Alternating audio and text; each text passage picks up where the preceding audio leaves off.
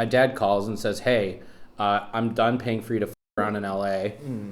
You could come back and work at Coyote in Chicago if you want. I'd worked at Coyote for a few summers before that while he was first building it. So I had some sense of like how to track loads, how to book loads.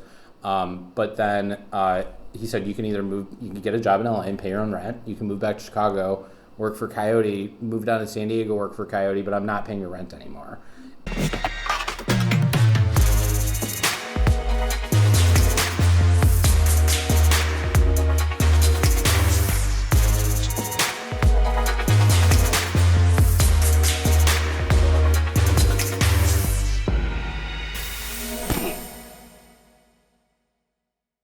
The trucking industry is crazy right now, and being a broker can be stressful. Managing your invoices, billing, collecting, carrier base, and cash flow can feel like an impossible task. But I can tell you OTR Solutions has figured out the impossible. They eliminate cash flow problems for carrier payments and ensure margin funding in just 24 hours with broker invoice factoring. OTR Solutions takes care of billing and collection processes with your shippers. And with lightning quick and accurate invoicing, your customers will never need another broker to handle their freight needs. Kick back, relax, and let OTR take care of your brokerage. If you want to know more, and I hope you do, check them out at otrsolutions.com/freight-caviar or text OTRFC to 80483 to see what they can do for your business. Receive $200 off your ticket at Manifest using our link today. We are excited to once again partner with Manifest for their upcoming event, Manifest Vegas, from February 5th to 7th, 2024. Dubbed the world's largest global supply chain and logistics tech gathering that promises a unique blend of Fortune 500 supply chain executives, fresh startups, and tech pioneers. Be among the 4,500 plus supply chain innovators, and remember, by using our exclusive link, you can save $200 off your ticket. Don't miss out. Ladies and gentlemen, we're here with Matt Silver. A legend in the game, in the industry. We're going to hear his story today. We're here with Paul Yadosławski. We're here with Reed Lost a Lot. And we're here with Christian Gevis, my dear friend, and myself. Cool. All right, so ladies and gentlemen, let's get into it. Matt, what was it like growing up in a household together with Jeff Silver? I mean, walk us through, like, when you were born, was he already at American Backhaulers, or? Yeah, so I think Backhaulers started back in, I want to say 81. I was born in 87, so if you want to do the math, I'm 35. Growing up, I knew that my dad did something with trucks, and I knew that the logo had a truck in it, but honestly, I had no idea what a freight brokerage was. I didn't know what American Backhauler was. I used to go to the office with him as a little kid, and I would go up to the front desk and occasionally answer phone calls, and then like patch them through to whoever was at their desk. But like two brief stories about that. One is there was a point where I answered a phone call, and no one was there, and I think I said, "Who the hell is there?" And I was not like I was 9. Keep in mind. And next thing I know, my dad grabs me from the front desk and pulls me upstairs, up to the second floor. I remember this was over on Dayton in Chicago, and fired me. So you have the distinct honor of having been fired before you were 10. Yeah, I have that honor. I know that Craig Fuller got fired from his dad at some point in his career. We've all been fired by our dads at some point, right? In one way or another. But so that was one thing. The other thing is he used to, before that obviously, and I think I probably still came back afterwards. Before that, he used to go drop me off at a pod, and the pod, you know, at Backhaulers, they all, you know, pods. So you have little groups of people sitting in different little sections or desks. The group that I would get dropped off with was like Danny Zamos, Dan Hoover. So it was like Danny Zamos is one of the guys that started ultimately what became Command Transportation. Dan Hoover is one of the guys that started a company that was called TSG at the time, but that became Redwood. And a few of the other people that have now gone on to build some of the biggest freight brokers in the industry. For the listeners, this is like the family tree of the freight brokerage world. It's like that's what you're explaining. But these guys were in their 20s at the time. Like they were throwing footballs across the office. Like there was, you know, a lot of swearing, a lot of. I imagine, like, if I think back on it now and I think about like time at other freight brokerages since then, I feel like the stories I've heard, it was like a gritty version of the Wolf of Wall Street a little bit.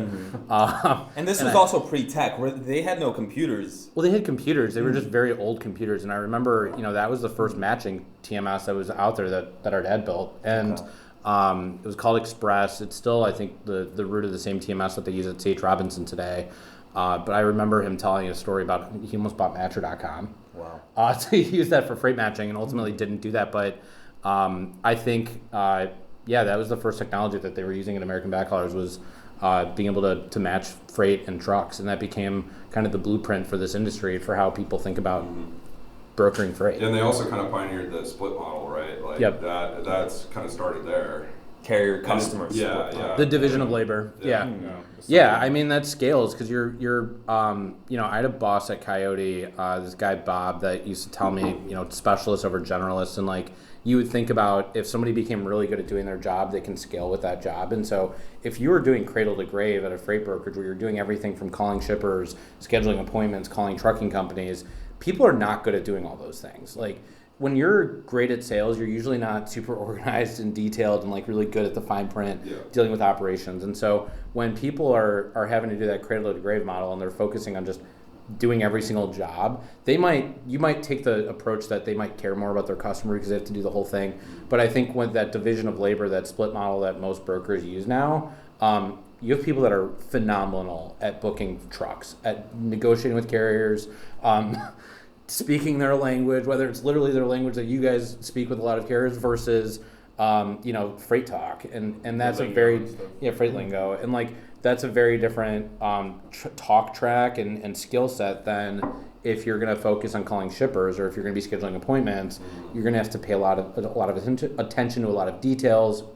Yeah, there's a lot of work that goes into that, and so I think that makes a lot more sense to manage that approach if I were to ever build another freight brokerage. Yeah, it's the Henry Ford model in a sense to apply to 3PLs. Yeah.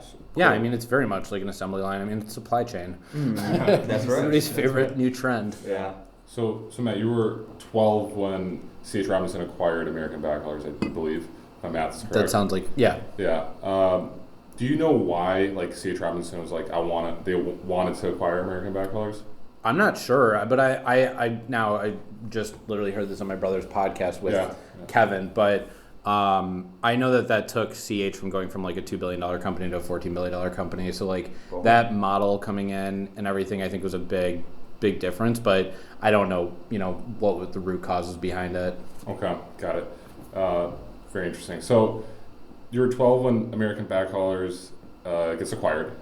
And then, you go through college and Coyote. High school first. Yeah. Of course. High school first. That's the kind of guy who skip. Well, I'm trying to like. Hang on. Not only did I not skip, high school, I was in high school. I went to Redlands for a year out in California for college, and then after a year, I decided that was not like that traditional college life was not for me. I came back to Chicago and I went to film school here. So I went to film school to do directing and writing and stuff like that. I wanted to be the next like. You got that aesthetic. Yeah. Kind of like you got like George Lucas. Well, you look like Steven Spielberg a little bit. List all the Jewish directors. Let's see what we do. No. Seth Rogen, Judd Apatow. Somebody actually, the first time I went down to Guadalajara, we have an office down there. At Arrive has an office down there, and one of the first people I met down there that we had hired told me, she was like, "Have you ever heard of Guillermo del Toro?" And I was like, where is this going? And she's like, "You kind of look like him." I'm like, "No, I do not look like Guillermo del Toro. I'm a white guy." But I've gotten the Seth Rogen thing once or twice. Yeah. But yeah, so I went to film school when I was 19 until the time I was 21. So it was a 2-year program based in Chicago. And when I was 21, I moved to LA because I thought I was going to make it in the film industry. Wow. And after a year of living in LA trying to make it in the film industry, I didn't make it in the film industry. I worked on some projects, but they were all free. My dad calls and says, "Hey, I'm done paying for you to fuck around in LA. You could come back and work at Coyote in Chicago if you want." I'd worked at Coyote for a few summers before that while he was first building it. So I had some sense of like how to track loads, how to book loads. But then he said, you can either get a job in LA and pay your own rent. You can move back to Chicago, work for Coyote, move down to San Diego, work for Coyote, but I'm not paying your rent anymore. And so I thought, all right, I'm going to move down to San Diego for a year. I'll save up some money, and then I'll go back up to LA, and I'll keep doing that. And that was in 2010. Your dad seems very direct. Oh, yeah. I love that. Well, like, he expects a lot out of us, the same way he expects a lot out of employees, obviously. And, like, everything from wanting us to all graduate college, which a lot of us do not have college degrees, coincidentally, to wanting us to work hard. Like, the very first job that he made me do was work at a grocery store, bagging groceries, at a grocery store on the North Shore, and he wanted me to understand what the worst possible customer was that you could possibly deal with. And so like I bagged Billy Corgan's Groceries, which was my one little claim to fame doing that, the guy from Smashing Pumpkins. But then there was this lady that I put the tomatoes at the bottom of the bag. I remember she called in and complained, and I got yelled at the next day, and was like, I don't want to bag groceries anymore. I don't want to bag groceries. But yeah, I mean, he holds us to really high standards, obviously, and not only that, but like, you know, Andrew and I are both in this industry, so we both have the same last name, and there's that like thing attached to it, obviously, and the pressure that comes with it. You know, going back to our days at Coyote, there were definitely times where he got accused of nepotism, and like if you worked there, like you know, a lot of people know we were not treated better than everybody else. Like going back to that whole San Diego thing, when I started working in San Diego, I was getting paid $32,000 a year, when most other people starting at a brokerage are 40 or 50K at this point. And so I had to start off as an ops rep, scheduling freight for Exide and Interstate Battery, and eventually covering that freight. And then, you know, I was in San Diego for 3 years. Nice. I realized at that point that I wanted to come back to Chicago, get more involved in the business. And when there's 8 or 9 people in that office, it's hard to just grow your career there. Sure. And so I came back to Chicago. I ended up moving into the private fleet group, where I helped backhaul private fleets for a year. Matt, I just want to clarify a little bit, because I don't know, simple mind here. You were. Hey there, amazing listeners! If you're enjoying what you're hearing on our podcast, we need your support. It will only take a moment, but it would mean the world to us. Please make sure to hit the like button on this video, subscribe to our channel, and don't forget to share with one of your friends that would enjoy our content. Your engagement helps us reach more people and bring more awesome episodes to you. Thanks a million, and thanks for being part of the podcast community. You were film school, and then you went down to San Diego, and you worked at the San Diego Coyote office. For 3 years. And then you came to the Moved Chicago back office, to Chicago, which is where I met you. Yes. Okay, cool. Yep. Got it. Thank you for clarifying. Check my LinkedIn, dude. Pretty simple. Give me the brain busters. No, but so I did that for a year in private fleet, and while I was doing that, there was a carrier that I was working with that kept asking me for Mexico freight, and I said, I don't want anything to do with Mexico freight. It's confusing. It's in another language. I don't understand it.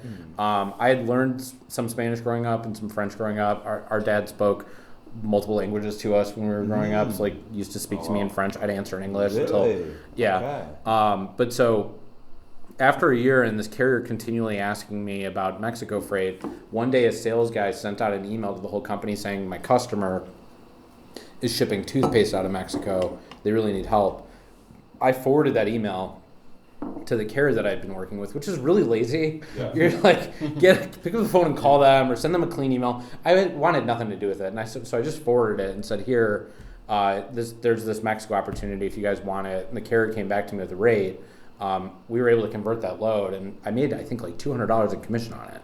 And when you're brokering freight, you're making like $25 a load, if that. And I was brokering like the crappiest, like lowest margin freight you could possibly find. And then all of a sudden, this Mexico freight is making bank. And so I started booking that load, and then I booked a few more loads, and just started digging and like started reaching out to other people in the company, saying like, "Do you have Mexico freight also?" And after a while, the chief operating officer at the time, this guy Eddie, came up to my desk and said, "Hey, Eddie Lishon? Yeah, Eddie Lishon. Oh yeah, you guys just did a podcast. Yeah. So Eddie came up to my desk and he said, "Hey, what are you doing booking all this Mexico freight? Your job's private fleet." And I said, "Well, I'm making more money with Mexico than I am with private fleet." So I handed off, and at this point, keep in mind, I was at $32K a year. Before that, I was all the way up to like making about $160 with commission and all that stuff. So like, it's still a low base, but like, I had built up a book of business. I gave that entire book of business to my like ops person at the time and was like, "Here you go. Nice. Don't fuck this up. I'm gonna go figure out Mexico." And so I went and sat in another corner of the office with this one other guy, Clark, and we started working on Mexico. And we grew the Mexico business over a 3-year span, helped open up an office in Guadalajara, and then while we got acquired by UPS, so that was 2014 was when I started Mexico. We got acquired by UPS in 2015. I was there until 2018. During my time within the Coyote network, I used to go and convert a lot of random opportunities with people at UPS. So we would find, I'd go and sell into like the big OEMs that UPS was already working with on the small pack side, on the freight forwarding side, but not on the truckload side, and go get truckload freight from them, to the point where this guy, Matt Connolly, who was a VP at UPS that had overseen the Coyote acquisition, he gave me a nickname, which was the Forager. or the Forager with the Boston accent, but like he would call me the Forager, and so that's how the name the Forager came out, which is how I ended up with the first company name. But so I focused on Mexico for 3 years at Coyote. My last year was Canada, actually, so I spent a lot of time in Toronto, Montreal, and Vancouver. And at some point I got tired of all the red tape. And it was like the entire like corporate structure and being part of a big freight brokerage, and especially part of like the mothership, UPS. And so I left in early 2018, and I was considering a few different options. It was between going and working at Project 44. I had basically had an offer to go work there, and I kept talking about Mexico freight during the interview process, and the guy was like, "You sure you want to come work here? You keep talking about Mexico freight." And meanwhile, I'm having some conversations with a few other brokers that are all trying to get me to help them expand from Canada into the U.S. and Mexico. And we had this conversation about technology, and I said, "You guys are using these TMSs that are just very old. Could we throw it out and reboot it and build something from scratch?" And when they said, "We think we could get around to that eventually," I saw that as a sign that they weren't actually going to do that, and so I walked away from that. And then Ted Alling gave me the last push that I needed. Ted's the guy that started Access America and Dynamo. Yep. He gave me the last push that I needed. I won't go into the details about exactly what he said, but he said, if you want to get to that certain point with your life, the only way you're going to do it is by building your own businesses, not by working for other people. And so I took that seriously, and I went and started Forager. And we built that for 3.5 years, raised venture capital from a bunch of different investors, both internally, like in the industry rather, and then venture capital investors, and built that over a 3-year span. It was essentially a digital freight brokerage. Like, I'll be realistic. A digital freight brokerage. Sure. So what did they, like, the first month, 2 months look like at Forager for you? Signing up for a TMS and brokering freight. Okay. I didn't know. When I was at Coyote, I looked at Uber Freight and Convoy, and I thought that they had such cool branding and like such cool marketing, and it was like this company that I wanted to go work for. Like Uber was the closest, while I was at Coyote, and that guy Bob that I was talking about works at Uber now. Bob Chappius. Yeah. So when Bob was there, and I just kept thinking like, God, I kind of want to work there, but then I didn't want to go work there because it was Uber, and so I looked at that from like a mindset of like marketing in this industry, but I know that digital freight brokerages do not have a great name in this industry now. Back then, they were just like starting up, right? Well, they were the flash. Yeah, everybody thought they were really cool, but like I didn't know what I was doing when I started Forager. I knew that I wanted to start this business. I wanted to simplify cross-border freight. I knew that I wanted to build my own technology. I started designing it, in Illustrator actually.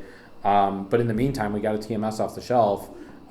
Ascend TMS, are they sponsor of yours or something? I think. Yeah. So we've partnered with Ascend TMS, the world's most popular and top-rated transportation management system. It's the ultimate tool for all your freight needs. You can use our referral code RA-FreightCaviar ! To receive 3 months of Ascend TMS for free. It only takes 20 seconds to sign up, and no credit card is required. You can click the link below to learn more. Ascend was... No, nothing. Can we talk about Tim for a second? No, I'm kidding. Shout out Tim. Number one LinkedIn poster. But we started using Ascend early to build the business. It was really easy to use and set up. Like, it took no time, and they're integrated with a bunch of different providers, so it was valuable that way. And like, still, when people come to me today and they say, like, I want to start a freight brokerage, what advice do you have for me? The first thing I say is don't. But after that, it's definitely don't build your own technology. If you're going to be a freight brokerage, build a freight brokerage business and like do it with value and like create value for your business and generate revenue. But so the other advice I give them is to use Ascend TMS. But so I'm being dead serious. It's such an easy TMS to set up. It's not something that when you have 100 people. Don't reinvent the wheel. Yeah. But we just got started. Like, we hired I think about this very differently, how I would do this the next time around, but like we were very focused on just trying to hire people that had a pulse and that knew how to sell freight. And like that was the hands down wrong method for doing that stuff. I hired people that I knew, and my thoughts were like, if I bring on these people that I know, I trust them, they're good people. It's just like taking somebody that had been selling at like a big freight brokerage and dropping them into a startup and going, hey, I know that you had all these resources and like hundreds of carrier reps and all these different people to help you. This is going to be nitty gritty. Now it's like you and that system that you're still figuring out how to use, and like those two other guys over there. Yeah. And you have to kind of figure it out yourself. And so in hindsight, I wish I was the only person selling for a long time. I wish I was the one that was getting freight, had operational support, but we hired too many people way too fast and kind of learned that lesson. Do you think that was because, was that like a byproduct of having access to capital? Yeah, we raised $1.25 million, and I feel like $1.25 million was the first round. It was $15 million total, but I think I operated like it was my job to spend money as a founder, not when you conserve have, it's like burning a hole in your pocket. You're like, well, I gotta spend it. I gotta spend it. I gotta hire these guys that I know. I gotta bring on people that I trust and I know. There were people that I hung out with before that I worked with at Coyote at some point. Like it wasn't like I was poaching people from there. It was just like I knew this guy that had been there a few years ago, and like I brought them on, and like I brought other people on that I knew through friends and stuff like that. So they were good people and they worked hard and everything. It just like some of it didn't work out, and that's life, that's business. Yeah, and I think the number one thing when it comes to hiring people, and I got this advice from Marianne, who's one of our parents also, which is hire smart and fire fast. And I got the advice early, and I didn't listen to it most of the time that I was building Forager. Yeah, you always ignore the advice that you got early on, and then you realize later on when you're looking back on it, like, should have listened. So yeah, we should have been smarter about how we hired people and should have been faster about firing people.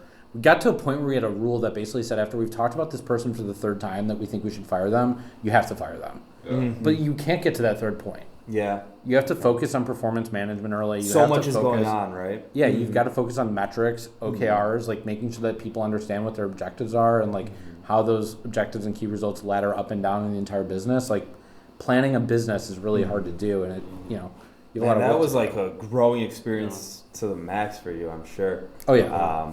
Cool. And you were having all those conversations with the people. You were doing it all at that point. I mean, well, yeah. When you're starting a company, you're doing everything. Because you didn't have any like partners, like we talked about yesterday. No, I had two co-founders. You had two co-founders. Okay. Yeah, I had two co-founders, two of my best friends, Okay. Jesse and Jordan. Jesse is like crazy hyper organized and kept everything, the wheels on track and everything, or the trains on the tracks.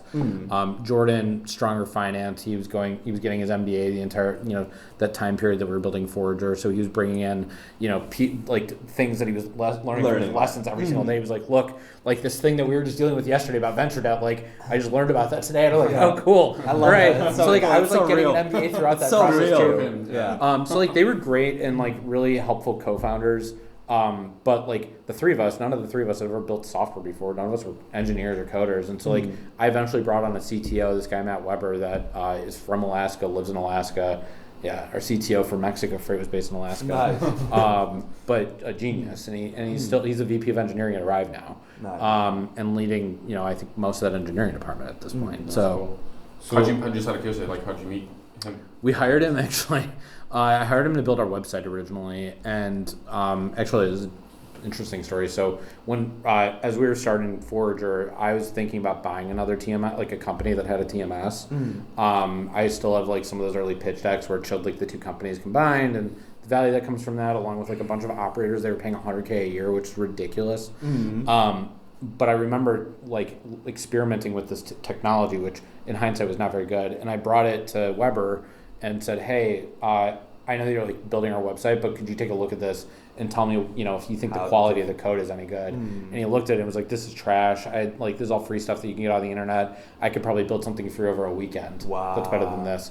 And so like we started working on building a pricing app and just like a pricing calculator that would just, generate a rate off Did he build it over inputs. a weekend? Yeah, he literally built it over a weekend. And like we started working together and I was like, you should come down to Chicago for a week. And like he came down to Chicago for a week and we just started building Scout. But then he stayed for like 2 or 3 weeks and then he went back for a week, got his wife and came back down. Wow. And like moved down to Chicago, and then he was in Chicago for a few years until the pandemic happened, and then he got back out of there and went back to Alaska. Nice. Yeah.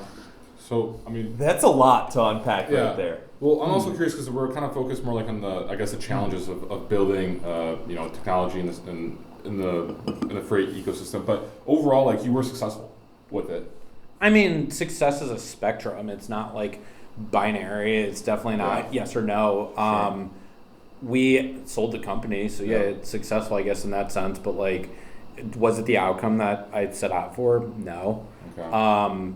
It was part of the plan of what we set out to build, but like we tried to grow at all costs throughout the pandemic. So like we learned this lesson during early 2020 right as the pandemic happened. We closed our Series A financing like in March, moved out of the office in March. Tom Hanks got sick, sports got canceled, everything was real. That was like the turning point. It was Tom Hanks. Tom Hanks has COVID. Yeah, Tom Hanks has COVID. This is real. Yeah. So, you know, we had to move out of the office and figure all that stuff out. But like, keep in mind with Mexico freight, like a lot of the stuff that comes out of Mexico is production and manufacturing. So like automotive is one of the big products that are coming out of Mexico. Tequila, food and bev. Raw materials now are starting to come out of there. There's a lot of industrial and aerospace, but like automotive drives that market. And when everything shut down in March, our graph that was going like this went like that and just dropped. And because we had a lot of automotive freight. Meanwhile, I'm hearing about like my brother's company and about a bunch of other people that are like going gangbusters over like all the people. Oh, you're hearing about it? Yeah, running running out. Yeah, running out. People are buying toilet paper and Kleenex and paper towels, and Clorox and all that stuff. And like, so like anybody that was moving a lot of CPG, a lot of the big brokers, you know, Coyote and CH and Arrive and Mole, like they all killed it during the pandemic. We got crushed because we were focused on automotive and like production stuff, and so we had to pivot pretty quickly as like not a pivot like as a company, but from our customer focus, we started focusing on food and bev, and we started looking for the other stuff that people were going to keep buying during a pandemic. What we did not do that we should have done is cut people. When our numbers went down, we should have cut people. Everyone else did it. We didn't do it. I didn't listen to my investors early enough when they said to tighten up. Why did you not like want to be? I said let's fucking power through it. Just like will yourself through it. Just grow through it. Like go get every customer, get every load you can get. We'll optimize it later. It was the classic dumb like grow it, get volume, you know, blitz scaling. Like get as much volume as you can. Eventually it'll right side itself because you'll have 10,000 loads a day and you'll just move them at 10% cheaper than what you're charging. It's like that doesn't happen. When you go back and you have to raise the rates, they take the freight away. We just talked about success, and recently I've been thinking about this quote: success is loving what you do, loving how you do it, and loving yourself at the end of the day. And I'm curious how much of that at that point, you said you didn't necessarily achieve the success you were hoping to achieve at Forager. And I'm kind of like, you strike me, even like that early days at Coyote, you strike me as someone that's very like caring. You really want the best for people. You like don't want people to suffer. I feel that from you. Depends. Yeah. Dat rats. When you get a phone call from a carrier asking for $4 a mile from Chicago to Detroit or Chicago to Atlanta, it's a little bit different. You're not just gonna pay it, right? But I feel like that's a big reason where you didn't listen to the investors and everything, although you should have, right? Yeah. Let the record show that Matt Silver does not want people to suffer. Yep. Unless their rates are high. Or if they have really cheap rates if they're a shipper. But no, I mean, it's not, there was a moment late in the process with Forager during our M&A process where we had some decisions to make, and I'm not going to get too into the details about it, but I had a board member that I remember talking about what's right for the shareholders. And as a founder, as a CEO of a company, your number one job, your fiduciary duty is to do right by your shareholders. And like when you walk up to somebody, you go, who's a shareholder of a company? They're going to go, whoever's got one of those certificates or whoever has actual equity in the company. And a lot of the time it's the investors first who have the most amount of equity that they purchased. They put the money into the business. It's whatever they want is what they get.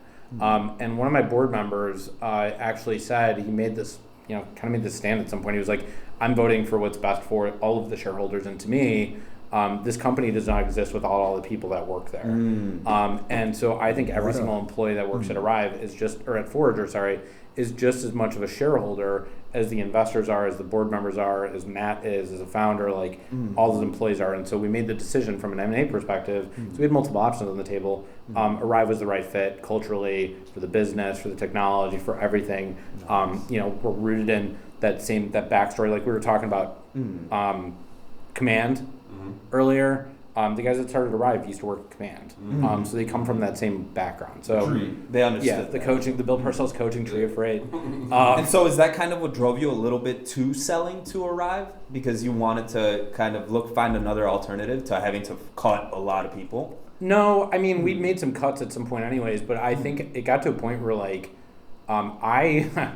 I think it's really hard to scale a cross-border digital freight brokerage on its own. One of the things that I found super advantageous to being part of Arrive over the last year and a half, and I saw the same thing at Coyote too, is when you're moving thousands of loads a day, like Arrive moves something like 4,500 loads a day throughout the United States, there's a significant portion of that freight that moves to a border city like Laredo, Texas. Mm-hmm. And so as a big brokerage with this massive network in the United States, we've been able to leverage our capacity that's going to border cities to be able to haul freight coming out of Mexico too. Mm-hmm. And so we go, hey, we're feeding you all this gravy freight going into Laredo, but that means that Monterey to Houston and Monterey to Dallas, Monterey to Chicago, you're going to service that. Otherwise, if you don't, I'm going to give it to somebody else that will. Mm. So when you're a standalone like cross-border broker forwarder like Forager was, or like some of the other players are in this market, and you don't have that leverage with those carriers, it is really hard. And what you're selling into shippers, and I think everybody knows this at this point, it's price and service. And with Mexico, the third piece that comes into it is complexity. A lot of shippers just don't understand it. And so regardless of whether you're good at it or not, service-wise, whether your pricing is good or not, if you could explain to them that you understand it better than anybody else, there's a decent chance they'll give you their freight. But they're definitely thinking about price and service.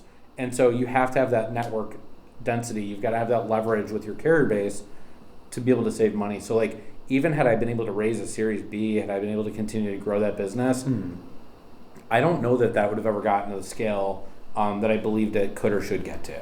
Mm. So pandemic freight, automotive, you said it basically just like went down completely, like you were showing. So when did it pick up? Because I'm curious, like, I mean, it must have picked up. It was like 3 months later. 3 months. It was 2 or 3 months later. But like by that point, we had de-risked ourselves from automotive, and we started to focus on other business, and we were bringing like cans and food product and like the stuff that people were still consuming and needed. Okay. And then once automotive started to pick back up again, it was a very slow ramp. Yeah. Like there's some shippers that are still not at that full ramp back up yet. Like I remember some suppliers for one of the big OEMs that were building seats and assembling all that stuff for a very popular brand that for a long time they had very consistent volume for years. And after the pandemic came back, it was all the way down here, and it like slowly crept back up, but not back to 2 or 3 loads a day. It was like a few loads a week, but with like still really long drop trailer times, and just it got really messy with some of those accounts. Can we zoom out for a second here? Because I think it's interesting. Mexico is complex, like you just alluded to. It's screwed up in many ways. You're dealing with things down there that you might not deal with as much here, to put it lightly. The cartel. But also at the same time, there's so much in the news about like nearshoring and like people doing manufacturing in Mexico, South America, Central America, and obviously like the whole Kansas City Southern like CP merger. That's like a big bet on nearshoring. Like, and you've obviously been bullish on that, I assume. I mean, talk about that. Like, zoom out for a second. There's 3 trends going on. So the first is the USMCA, which was an update to NAFTA. So NAFTA was the North American Free Trade Agreement between the U.S., Mexico, and Canada. And when Trump was in office, one of the things that he did was implement the USMCA. And while it was branded as, I'm using air quotes, America first, in reality it was North America first, and a lot of that investment went into Mexico. And so if you take a car, for example, the number of parts that go into a car, and as part of NAFTA, it was about 62.5%. That increased from 62.5% of the parts that are made in North America in a car to 75%. Does that make sense? So it increased the number of parts that you put into a car that have to be made in North America. Yeah. Naturally, like, we're not seeing a bunch of automotive plants pop up in Kentucky and Ohio and Michigan. It's happening in Mexico. So the first thing is NAFTA becoming the USMCA encouraged more nearshoring. The second thing is the political issues that we're seeing right now between the U.S. and China, and everything from that balloon that was floating over the United States a while ago to the semiconductor chip concerns around like the potential concerns with China invading Taiwan, and everybody's going like the CHIPS Act, right? Like that Biden introduced to try to get more manufacturing in the United States and in Mexico. TSMC is going to build that giant facility in Arizona, and like that Arizona is just north of Mexico. You know that a lot of their supplier base is going to end up in Mexico, where they can do it for cheaper, but still pretty close together. And then the third piece is the pandemic that really kind of like crashed everything together. That said, all right, prices for containers skyrocketed at like $25,000 or $30,000 for a container, taking 1 or 2 or 3 months to get a container from Shanghai to the United States. When in reality, for a truckload from Pueblo to Chattanooga, Tennessee, it's a 5-day transit, and it's like $6,000, $5,500. Don't quote me on it, but like it's like a $6,000. Lock it in. Yeah, lock it in. Shippers call me. I don't currently unemployed and not working at any freight brokerages, but that's fine. I'll quote everything for you as long as I don't have any responsibility for moving the freight. I'm sure there's a lot of brokers around here who would say the same thing.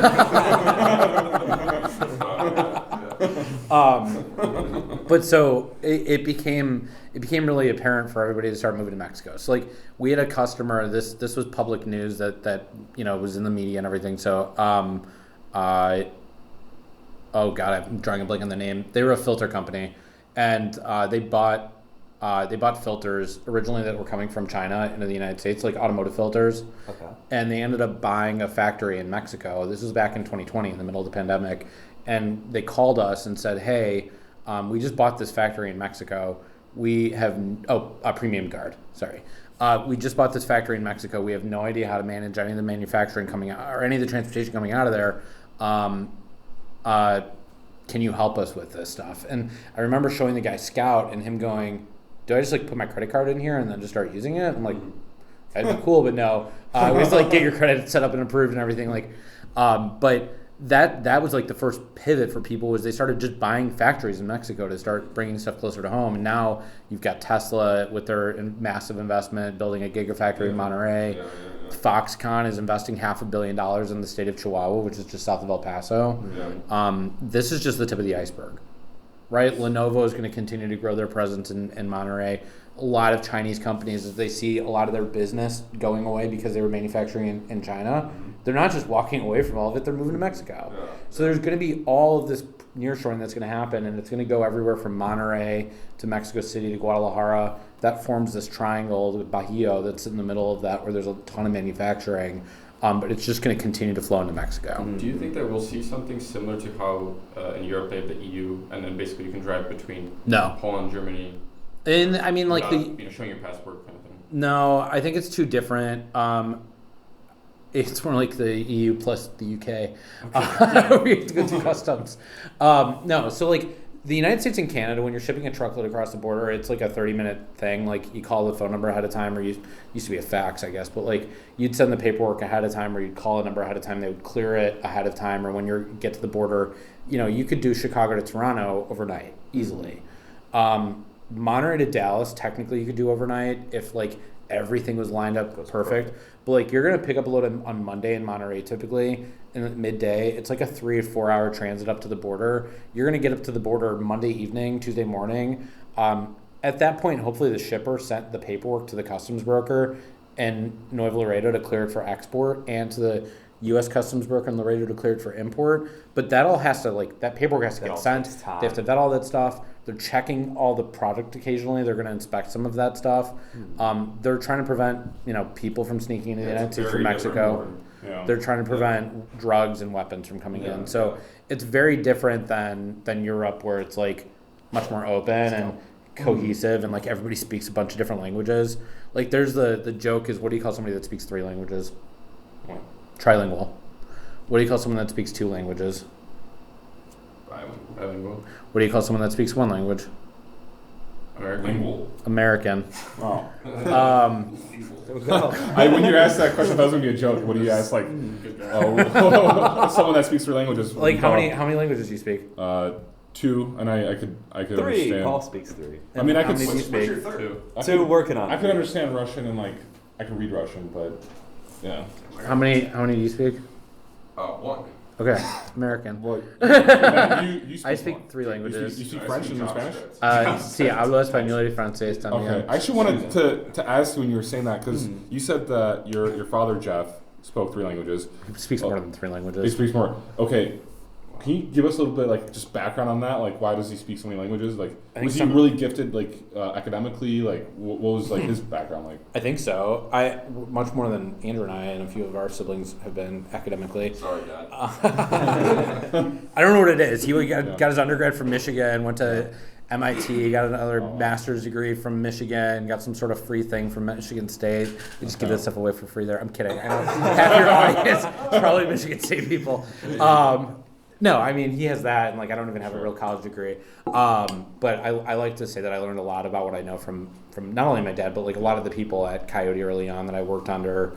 That I learned from like Bob, this other guy, Dave Herbert. Like I had a ton of people at Coyote that I learned from. So like you learn a lot just doing the job. It's not really what you're learning in high school or college. And I think the belief even for, at least when I was there, the requirement at Coyote was to have a college degree for the most part. And there were only a few people that didn't. And you have one? I was 17. Oh, congratulations. Whoa, you were 17? Yeah. Youngest intern at Coyote. Jesus. Oh, yeah, I remember that. Yeah.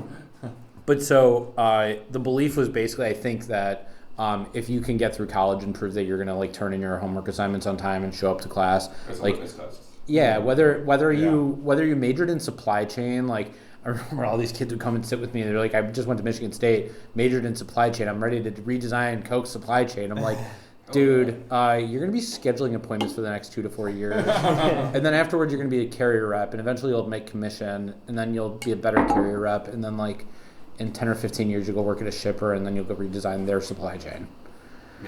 Maybe. Yeah. Yeah.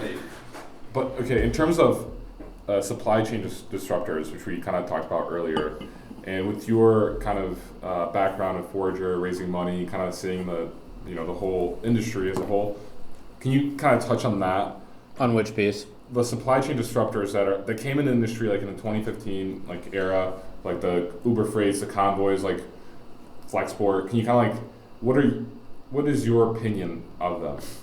What's my opinion of them? I think Dan Lewis is a really nice guy. I don't know Leo Ron. Ryan Peterson from Flexport is great on Twitter and obviously has been doing a lot recently with Flexport. Look, I'm not going to get on, like, just sit there and trash them. Like, they're trying and they're trying to add value for their shareholders the same way. I think a lot of the time people come into this industry and they get, like, eaten up alive and spit back out, and we'll see if that happens or not. It's really hard. You guys all know this because you all work in the industry, and, like, you have to learn the industry. And, like, you learn that by calling DAT rats nonstop, day after day, getting hung up on because you're offering them visit Staten Island, New York to Worcester, Mass for $400. Like, you learn that when you have to call a carrier and tell them that they just deadheaded 300 miles and you're going to pay them $150 for a TONU and then get your ear chewed off. Or you're going to learn it when you call a shipper and tell them that you're shutting their plant down because your truck didn't show up because you didn't book the right truck. Like, until you've gone through that experience and you've done that stuff, it's really hard to make a change in this industry. And I think taking an approach of, like, I worked at these big tech companies and I'm just coming in here. I was at Google, I was at Amazon, I was wherever. Like, it is really cool. And I think, like, you know, as I think about what I want to build next and as I get back into building technology, like, I ultimately am going to find the right tech partner that's built amazing technology before, not necessarily TMSs. Because I think you can blend that freight experience and that tech experience, but when you just take the tech experience, you're going to get rejected at some point. And I think that's the big issue happening right now. And like, I think that's where the industry is going. The other issue though is that I think a lot of those companies got overvalued, and they probably know this at this point. This is not something that's meant to trash them. But VCs put a value on something without a real pulse on what the market is. What freight brokerages get sold for more than 1 times revenue? And it's not even how the valuations work. It's off of EBITDA, but when you're losing money, what are you doing that multiple off of? Yeah. So, like, what freight brokerages, what is Flexport's revenue right now? Is it $1 billion? And they're worth $8 billion according to valuation. So, like, there's these investors are going to wake up at some point and realize that they've invested in these companies that have gone way past what their value is, and either try to recap it, try to fix it. But I think some of those companies and those employees are in for a rude awakening in terms of, you know, their equity and everything. How do you think, like, Ryan, for example, with Steelman, that case where that our valuation is more than like 8x our revenue right now? Well, here's what I would say about a valuation of a company. It's only real when someone actually pays it. Yeah, it's all made up. And it doesn't count when they pay for 10% of your company. And they go, all right, I'm going to give you $10 million for 10% of your company, so your company's worth $100 million now. Like, it's much more complicated than that. They're doing, you know, they're running through a P&L and they're looking at all that stuff. Like, when somebody buys your company, like Coyote turned out to be worth $1.8 billion because that's how much UPS paid for it. But until somebody buys a company, it's not worth anything. And then even then, it's like, what are you buying with? Cash, stock, like all Yep. this other. I mean, it's like it's even more. Yeah, you can just peel away the onion. Yeah, I mean, when you're thinking about selling your company and you're talking to the buyers, it's like, what is their equity worth? If they're going to buy you in equity versus in cash. And so, I think, I personally think the more interesting stuff to talk about in this industry from a tech perspective is the other side of that. So you've got the supply chain disruptors, there's the supply chain enablers, right? And I've got a whole list of companies that I wanted to talk about with that, but like GoodShip, for example, who was in here earlier today, they're building this platform of analytics for shippers to be able to connect with their carriers, to be able to better manage their procurement, be able to actually use tools to do a better job, and that becomes the analytics stack that's within a shipper's book and within their tech stack. You've got Carrier Source, you've got Carrier or Shippers here, I'm the thing that you guys are building. Like all of a sudden, as these brokers and trucking companies and shippers get access to better technology that weaves throughout the entire industry, there's going to be less of these companies coming out of the woodworks that go, we're going to reinvent the freight industry and we're going to spend all this money building technology that's basically the same as a Send TMS. It's Just, another TMS with more complex, more advanced. Maybe more complexity, maybe different matching algorithms. Maybe it's got a better skin on it, like a better UI. But at the end of the day, it's a TMS that's brokering freight for somebody. And so if all you're trying to do is put a new spin on a freight brokerage model and do the same thing, that's not it. It's worth the same as the rest of that stuff. So I'm more excited about the tech, the supply chain enabler side of it, that's actually building some of that tech to help brokers get more efficient, help shippers get more efficient, and help carriers get more efficient. We want to solve real problems in the industry after doing it for so many years. So what problem does GoodShip solve? You spoke on it quickly, but if you could go. So if you think about your friend that came in earlier, right? Yeah, I'm an advisor, so I'll be transparent there, but Thank you. Honesty in this industry is really important. No, so I'll talk about companies that I did not advise or invest in. But so GoodShip, when you think about GoodShip, take shippers that have a good amount of contracted freight, like $250 million freight spend, for example, and maybe 70% of their freight runs contracted and the other 30% runs spot. And every single time that lane that's supposed to run contracted at $2,000 every single time, well, that starts to leak, right? And you end up with like carrier number 2, 3, and 4 that take those loads as backup. And all of a sudden, when you find carrier number 1 has started to fail to take all their freight, GoodShip helps you recognize what that cost is on that decision-making process and where your carriers are ultimately affecting your ability to tender your freight the right way, to run your procurement process the right way. The other cool thing, though, and I having seen the tech, it's like analytics in a box for shippers. Okay. Having gone through using Tableau and Power BI at different times in my career and trying to build reports that make sense to you, but you're spending all your time. We hired somebody at Forager just to build Tableau dashboards. I would much rather have been able to pay somebody like GoodShip if they had built something like that for brokers. I would have much rather have been able to plug and play an analytics tool like that into my system rather than having to work on building it ourselves and trying to design it ourselves. He's taking in feedback from every customer. So he's building it collectively for every shipper to think about how they manage procurement, how they think through all that stuff. It's almost like, before we started, we were kind of talking about composable systems, and things being building blocks that you can take off the shelf and inject into your freight stack. Freight sheds. Oh, we'll get to it. But it's it almost ties into what we were talking about earlier, where you were we need specialization in the freight brokerage itself, vertical of the people. Yep. And it's the same thing, but just applied to the software running these companies too. Yeah, there was a this advice that my dad gave me way too late while I was towards the end of building Forager and asked him for some advice. Right? No, I think he'll tell you that he gave me some of this advice earlier on, but he told me that we had an identity crisis. At Forager. Yeah, he said, you guys have an identity crisis. You're a hunter and a gatherer. I'm kidding, that was a really stupid dad joke. But he said, hunter-gatherer, Forager. Yeah. No, but... Next company name. Yes. No, but so you have an identity crisis. You're trying to build a tech company and a freight brokerage at the same time. Yeah. I was like, well, but you did that at Coyote. He was like, well, I had a bunch of money to do that. Okay. And I built a TMS first, and then I built a freight brokerage. You're trying to build a brokerage and a TMS.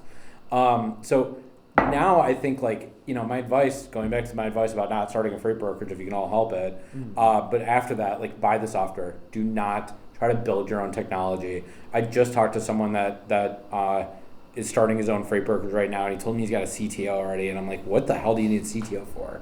And he's like, because I've got to build our systems. And I'm like, what are you building?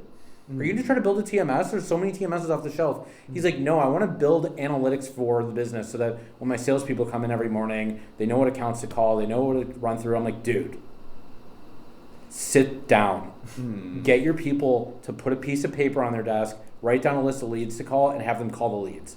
This is old school sales in this industry. You have to do it that way. If you try to just invest in these tools, you're going to never get them to work hard, and you're going to run into the same problem. And so, like I said, buy shit off the shelf. Buy stuff off the shelf. If you feel like you really need that product, go build that product, and don't build the freight brokerage business, because if you think you need it badly enough, other brokers are going to need it too, and build those tools.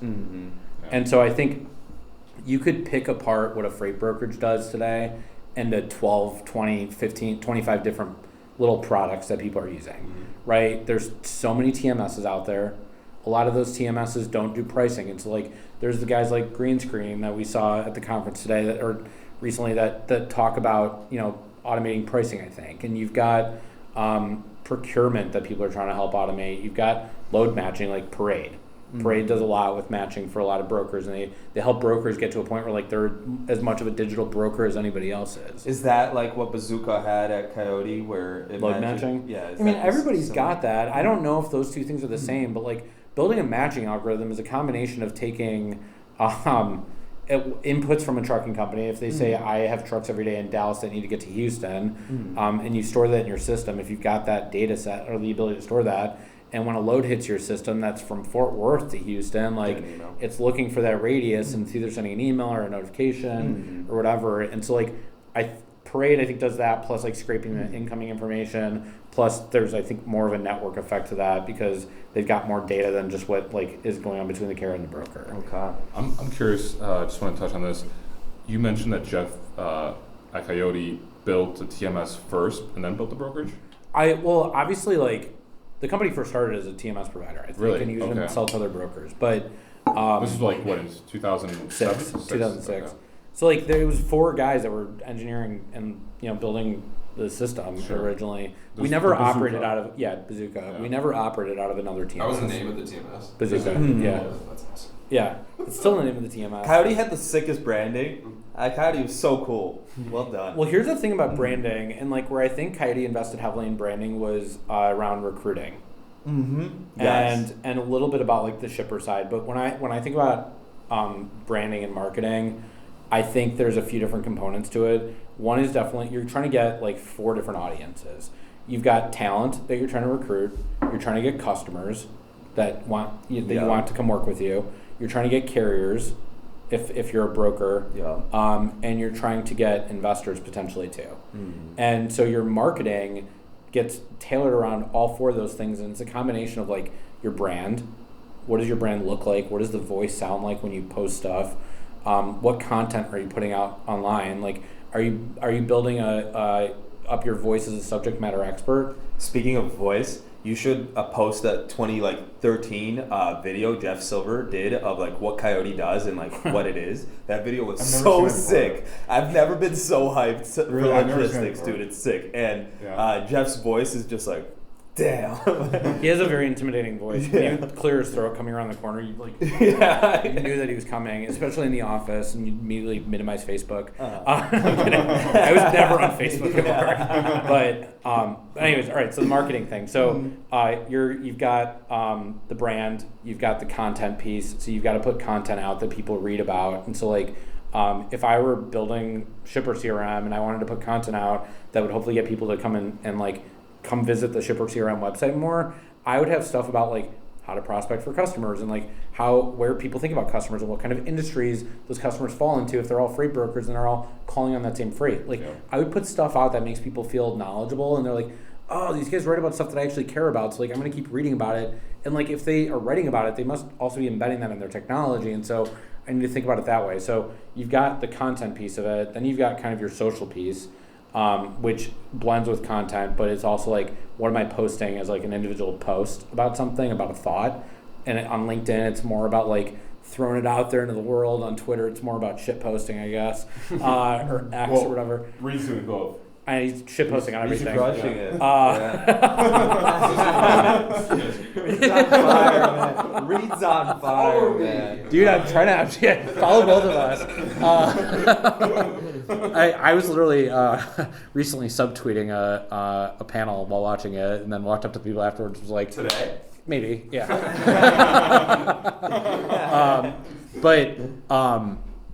But there's a social piece of it, and then the last piece, which is actually the most important piece of it, this little thing called product marketing. This little thing. A lot of people don't do it, and they don't do it well at all. And like, in order to product market stuff, you have to have a product to market. But product marketing is about getting the tools out there that people need to use and want to use, and like explaining how it's useful and how beneficial it is, and wrapping everything around that stuff, so it makes your tech actually be exciting for people to engage with and use. What's the best example of product in logistics? Oh, product marketing, Convoy, hands down. Yeah. They put so much about like what they built and why they built it, and like if you go read any of their product releases that they put online, like they talk about it and they like walk you through the screens, and it's like, here's a screenshot, or there's a loop that's playing. So like they do a great job with that stuff.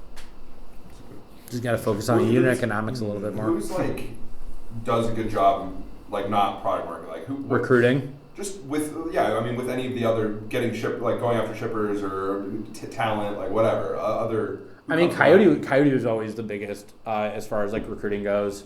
Changed the game, right? Yeah, yeah. I mean, for sure with recruiting, and I've had people come up to me like be like, hey, what your parents did at Coyote with like the brand and the recruiting and the work hard, play hard mentality. Wait, like, so your mom too? Yeah, my she was stepmom. Marianne was Marianne, that's who gave me the advice on hire smart and fire fast. Yeah, and she did it. She was responsible for like HR and the brand.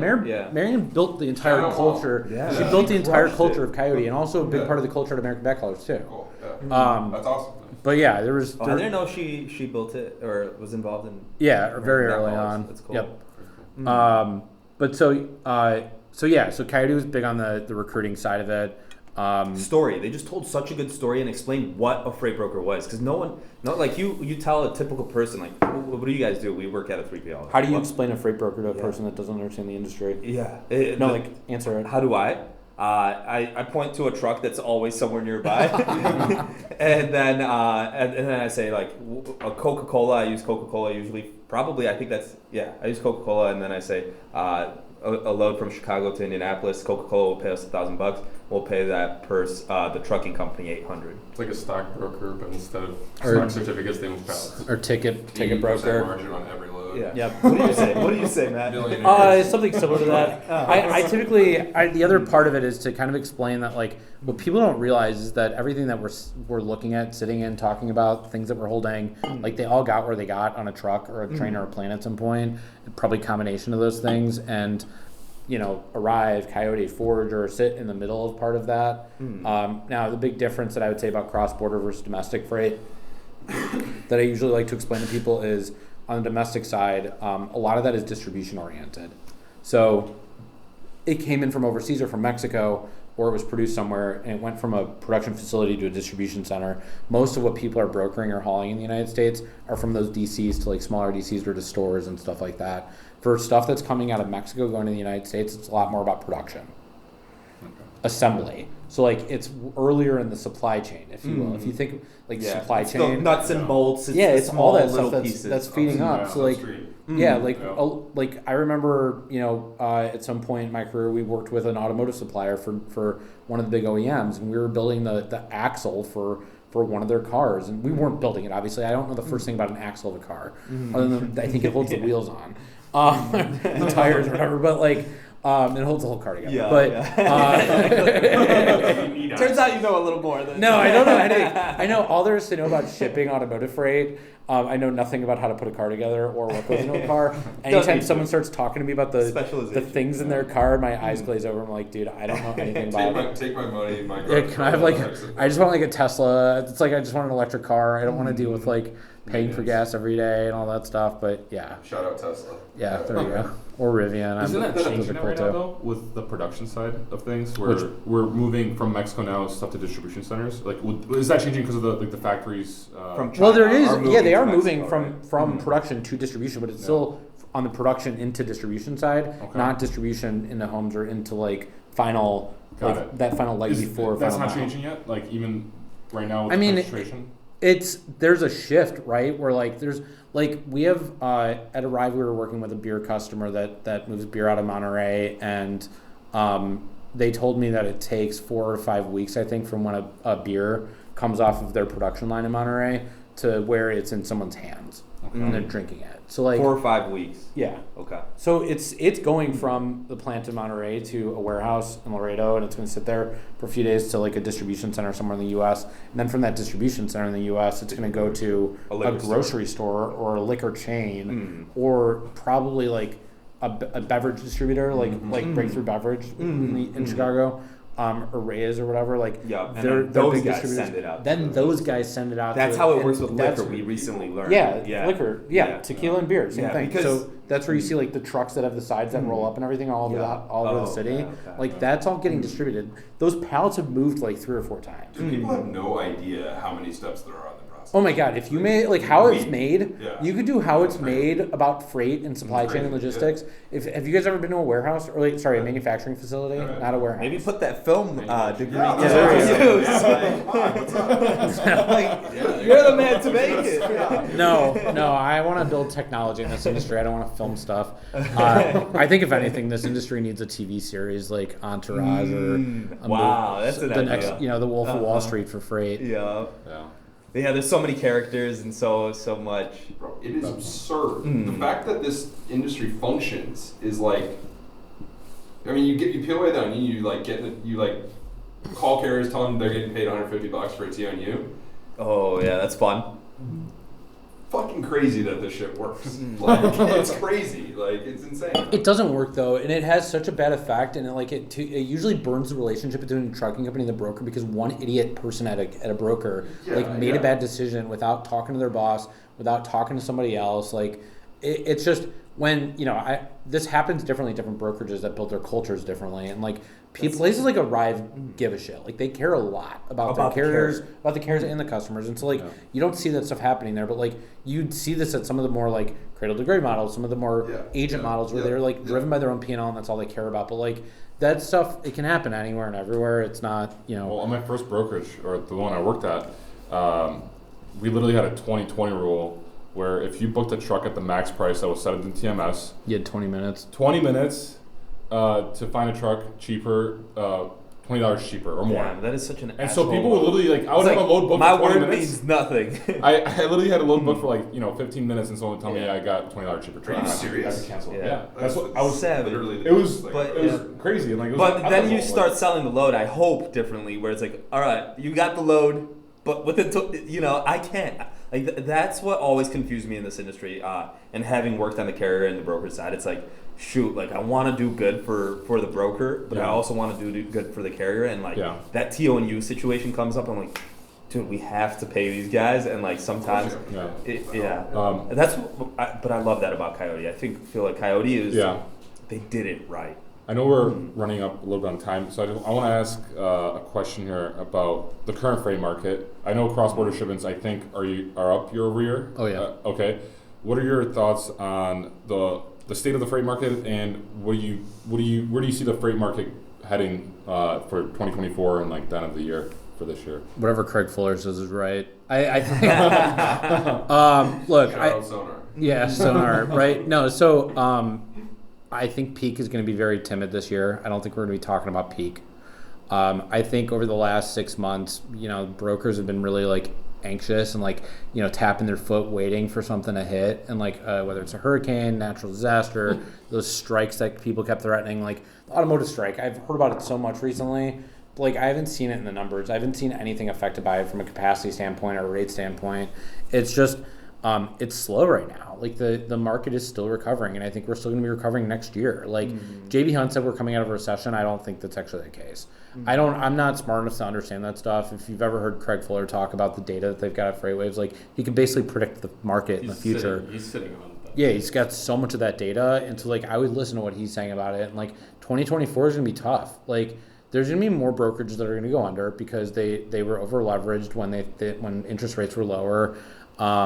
I think the M&A market's still going to be a little bit slow because the problem right now is that a lot of people are overvaluing themselves, especially if they were a tech-enabled company that got a term sheet that said you're worth this number of billions of dollars or hundreds of millions.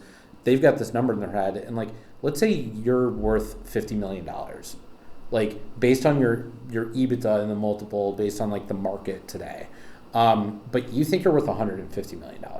You're going to go out and tell everybody you're worth $150 million. If they want to buy you, great. And so by the end of that whole conversation, you've burned all these relationships because they're all like, fuck you, that's way too much money. Then you realize 50 is actually the number, and you try to go back to them, and they're like, we'll do 25. Yeah. Like, you're desperate. So like, I think we're going to see stuff like that happen where brokers are going to get bought for way under market, or they're going to go under. And you're not going to see a lot of companies getting bought and sold that way because nobody wants to sell on the cheap. And nobody wants to be taken advantage of when they buy a company for too much money. Yeah. So I think 2024 is going to be tough. Mexico will keep growing. The U.S. will be fine, but margins are going to continue to compress, and I think more brokers are going to think about other ways that they can expand their service offering outside of traditional domestic truckload freight brokerage. Sure. And what are your plans for the future? Technology. So on that topic, what excites you actually about like what's the current changes about? I think this industry. Opportunities and... So there's a few things. I think the industry needs to go through some evolution first, and I think it's what we keep talking about, like the tech stack piece of it, and it's more and more service providers focusing on being amazing at providing service and using technology that's built by great people, great technologists, and I've learned a lot in my time at Forager and my time before that at Coyote and even at Arrive. And between that and this book that I've been reading, Measure What Matters, which is all about OKRs. OKRs? Yeah, objectives and key results. Objectives and key results. Yeah, so it's how you plan your business, how you build your business out. The book has a really great analogy in there that basically says, the objective for a football team is to make as much money as possible for ownership. Maximize profits for the owners. And the two key results that you'll see happen that will relate to profit maximization for an owner is winning a Super Bowl and filling up the seats in the stadium at like 90%. And so if you think that's the objective is to make money, the key results are those two things.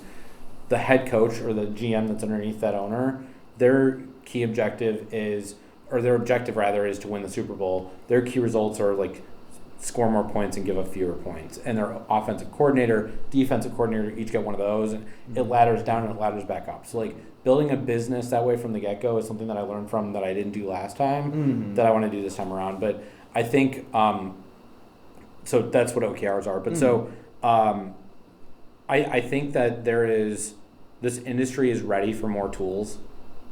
I think a lot of brokers are trying to get more efficient with how they do things. They're getting more excited about tools that they can use. There's a lot of legacy software in this industry, and I think there's a need for new technology, more efficient ways for brokers to do business with trucking companies and shippers. I don't have any delusions about going and disrupting the freight brokerage industry. I don't think brokers are going to go away. I think the way that they operate is going to evolve. I think you're going to see brokerages go from a couple loads a day per head to 10 loads a day per head to 25 loads a day to 100 loads a day. And then you start to see those businesses get a lot more efficient. Due to AI and tech? I'm not going to talk about AI or machine learning because you get out of here. No, that stuff's valuable, and the way that you leverage it is really important, right? Like, there's because another of hotkeys and no. Let me tell you about this other startup. No, so like FleetWorks, for example, I think is a startup that's leveraging some of that stuff, and Driving Force is another one. Like, there's a lot of these startups that are coming out of Y Combinator that are starting to leverage that. Driving Force. Yeah. Shout out, Kevin Huang. Huang, yeah, TikToker. He's building Rippling for trucking companies, and so what's cool about that? Did he come up with that, or did he? He did. That was his pitch to me. Okay, So, but Rippling is. Do you guys know what Rippling is? Yeah. HR software that's like new and not like ADP or that stuff. What's his name? Started also Y Combinator. Parker Conrad. Parker Conrad. Yep. So, Kevin's building basically Rippling for trucking companies, and that's got a very specific focus, which is truck driver compliance and like everything within that side of it. He has no delusions about freight matching. He's not like, I'm going to build a TMS for freight matching afterwards for trucking companies. And then after that, I'm going to connect all the trucking companies to all the shippers, and then all the brokers are going to die after that. Like, do you know how many times I've heard a pitch over the last 4 or 5 years from somebody that's building a startup that went from a feature that made sense to kill all the freight brokers? And it's just like, what are you doing? Just focus on building a core product that someone's going to pay money for, and you're going to build a valuable company that way. Your revenue that comes in from a software company, if you're putting up $25 million a year in software revenue, would you rather have $25 million a year in ARR or $250 million a year in freight brokerage revenue? Which one would you rather have? I would choose the 25 million number. It's so much, valued way differently. it's way more valuable. It's cheaper to operate and manage. Like, you're building software. You don't. If $250 million, means you've got probably at least 250 people, if not 500 people operating it. Like, like 15%. Yeah, the scale. 10% maybe 8%. But that's like 10 to 15% is the brokerage margin. The operating cost of a load is anywhere from like $150 to $200 a load. If they're good. Yeah, but I mean, aren't people pitching you this because that is what people have said to go and raise money? I mean, like, go raise money to build tools that people will pay money for, and then you'll build a valuable business that way that people want to buy. Who's done that? Who succeeded? Who succeeded? Well, I mean, who has raised money DAT and Truck Stop, yeah. and TMW is a massive company that's bought a lot of different software companies. 10 Street's another company that's been buying freight-related companies. None of those guys are Caleris or whatever I think is another one. None of them are buying service providers. Yeah. They're only buying tools. Like, look at TMW. TMW owns Trimble, which is Trimble Maps. Trimble owns TMW. Trimble is TMW. All right, so Trimble has TMW, which is a TMS. Yeah. They've got PC Miler, which is Trimble Maps now. Yeah. Like, they start to pull those tools together so that you've got a suite of services for brokers to use. DAT has 20-something different products on their website, everything from the load board to factoring to every other feature you could possibly imagine. Like, they've got all these different things sprinkled in there. So I'm excited, and I'm not ready to quite talk too much about what I want to do next, but you're in stealth mode. Sure. Yeah. Well, let's put it in stealth mode on the LinkedIn. No, I mean, look. Will said the same thing. That's right.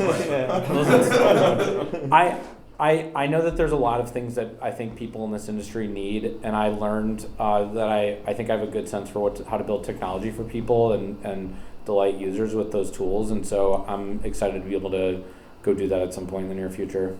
Exciting. Good luck. Awesome. Good stuff.